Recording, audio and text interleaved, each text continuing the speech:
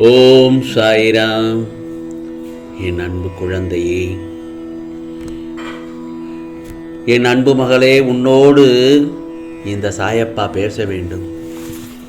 இந்த சாயப்பா சொல்வதை தனியாக கேள், யாரிடமும் சொல்லாதே என் செல்லமே. இனி உன் வாழ்வில் அனைத்துமே ஆனந்தம்தான். இந்த பிரபஞ்சத்தில் தேவை முடிந்தவுடன் விலகும் நண்பர்களும், சொத்து இருந்தால் உறவாடும் சொந்தங்களும், அதே நேரத்தில் பணம் இருந்தால் பாசம் காட்டும் பந்தங்களும், இவர்களுடன் இருப்பதை விட நீ தனியாக வாழ்வதே மேல்தானே. ஆம் மகளே, மனமும் கண்ணாடி போலத்தான், உடையும் வரை யாரையும் காயப்படுத்துவதில்லை. நற்குணங்களை தகுதியாக்கி கொண்டு நான் இப்படித்தான் என்று தலை நிமிர்ந்து நிற்க பழகு. உன்னை புரிந்து கொள்பவர்கள் புரிந்து வரட்டும், புரியாதவர்கள் விலகிச் செல்லட்டும். கவலைப்படாதே. தந்தை இல்லாத போதுதான் தெரியும் உலகிலேயே எல்லா சொந்தமும் அவர் இருந்தால்தான் நிலைக்கும் என்று. இல்லாவிட்டால் நடிக்கும் என்று உனக்கு இப்போதுதான் புரிகின்றது. வாழ்க்கை சொர்க்கமாவதும் நரகமாவதும் நம் எண்ணங்களை பொறுத்தே அமைகிறது. ஜெயிக்க நினைப்பவர்கள் தவிர்க்க வேண்டிய 6 விஷயங்களை இந்த சாயப்பா சொல்கிறேன், கேள். அவை என்ன தெரியுமா? ஆசை, கோபம், பொறாமை, தற்பெருமை, கர்வம், அதீத சந்தோஷம். இவை அனைத்தும் உள்ளவர்களால் வாழ்க்கையில் ஜெயிக்கவே முடியாது. நான் சொல்வது புரிகிறதா? ஆகவே மனிதர்களின் புத்தி 2 விதம்தான். ஒன்று, தேவை என்றால் தேன் மாறி பேசுவார்கள், இல்லை என்றால் தேள் மாதிரி கொட்டி பேசுவார்கள். ஆகவே நாம் வாழும் வரை நம்மை யாரும் வெறுக்கக்கூடாது, வாழ்ந்து முடிந்த பின்பு நம்மை யாரும் மறக்கக்கூடாது. ஆம் செல்லமே, இந்த நல்லதொரு காலை பொழுதில் உன் சாயப்பா உன்னோடு பேச வந்திருக்கிறேன். நான் சொல்வதை யாரிடமும் சொல்ல வேண்டாம், பகிர்ந்து கொள்ளவும் வேண்டாம். வாழ்க்கையில் அன்பை தருபவர்களை விட உனக்கு அனுபவத்தை தருபவர்கள்தான் அதிகமாக இருக்கின்றார்கள். தன்னுடைய மனசாட்சியை முழுமையாக இழந்துவிட்ட பின் ஒரு மனிதன் முழு உலகத்தையும் ஆதாயமாக பெற்றாலும் அதில் ஒரு பயனும் இல்லைதானே. யாரிடமும் உன் வழியை பகிர்ந்து கொள்ளாதே. இதை நான் தினமும் உன்னிடத்தில் சொல்லிக் கொண்டுதான் வருகிறேன். ஆகவே உன்னை ஒதுக்கும் உறவுகளை ஒருபோதும் மறந்து விடாதே. ஏனென்றால் நாளை உனக்கென்று ஒரு நாள் வரும். அந்த நேரத்தில் நீ விருட்சமாக வளர்ந்திருப்பாய். அதை காண்பதற்கு நீ உயிராய் நேசித்த உறவுகளும் அந்த இடத்தில் காத்திருப்பார்கள் தானே.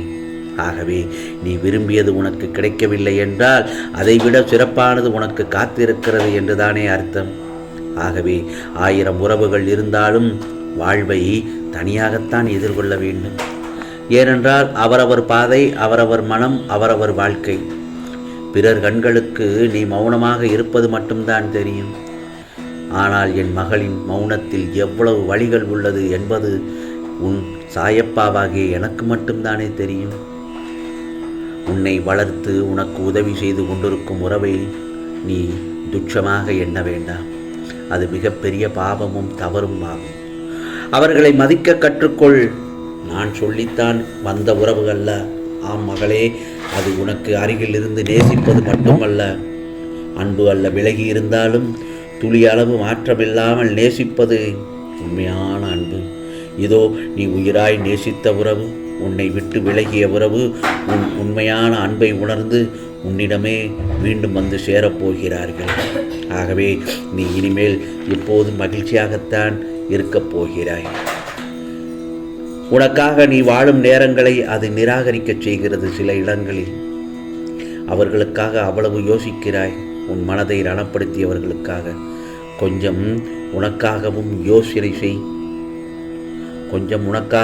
யோசனை செய்து பார். நீ அன்பு கொண்டவர்கள் உன்னை காயப்படுத்தி விட்டார்கள் என்று உன் மனதை ரணப்படுத்தி கொண்டிருக்கிறாய். ஆனால் என் மகளின் பிள்ளை, நீ உன்னை நினைத்து என் மனம் நொந்து போகிறது. உனக்கு ஒருவர் கஷ்டங்கள் கொடுத்தால் அவர்களை குறை கூற வேண்டாம். அவர்கள் உன் கர்ம வினைகளை எல்லாம் போக்கி உனக்கு கடவுள் கற்றுத்தர நினைக்கும் வாழ்க்கை பாடத்தை புரிய வைக்கிறார்கள் என்பதை நினைவில் கொள்.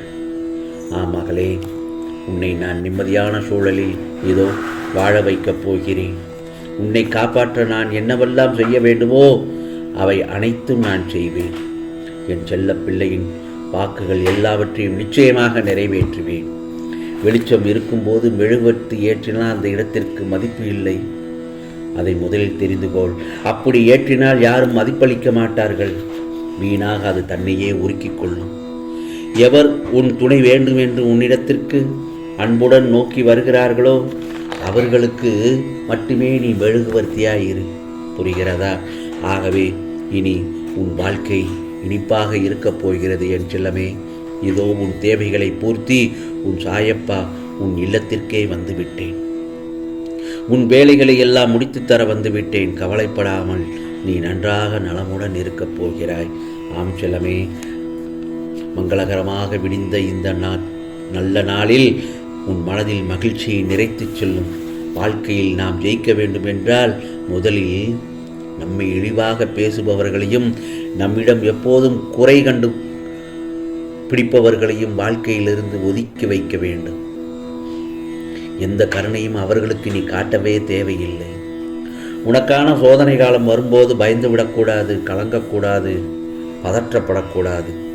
அந்த தருணத்தில் என்னை நோக்கி நீ வேண்டுதல் செய்ய தொடங்கிய அந்த நேரத்திலேயே என் மகளுக்கான பதில் நிச்சயமாக நான் பதிலளிக்க துவங்கி விடுவேன். அதனால்தான் நீ சோதனைகளை அனுபவிக்கிறாய் என உனக்கு பலமுறை அறிவுறுத்தி இருக்கிறேன். இப்போது அதை நினைவுபடுத்துகிறேன் உனக்கு. இந்த சாயப்பா சொல்வதை கவனமாக கேள்.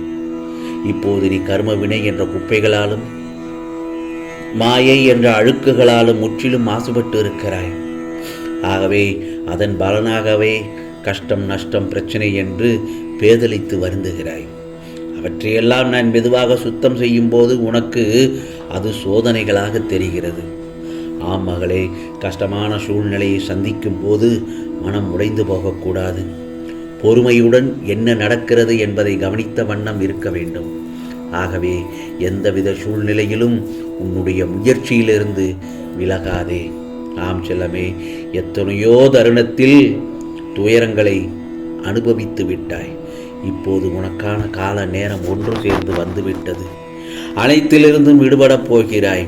நிச்சயமாக இழந்தது அத்தனையும் வந்து சேரும் காலம் இது. வாழ்க்கையில் அனைவரும் வியக்கும் வண்ணம் நீ வாழத்தான் போகிறாய் என் செல்லமே. அதற்கான கால நேரம் இதுவேதான். உனக்கு தடங்கலான காரியங்களிலும் தாமதமான காரியங்களும் எல்லாம் வெற்றிகரமாக நிறைவேறும் தருணம் இது. நீ கவலைப்படாதே. இந்த சாயப்பா சத்திய வாக்கை முழுமையாக கேட்ட உனக்கு, என் செல்ல மகளுக்கு எல்லாமே ஜெயமாகும். நான் இருக்க நீ பயப்படக்கூடாது. நிச்சயமாக உனக்கானது எல்லாம் நல்லதே நடக்கும், நல்லதே நடக்கும். ஓம் சாய்ராம், ஓம் சாய்ராம். ராம்ஜி அருள் கிடைக்கட்டும்.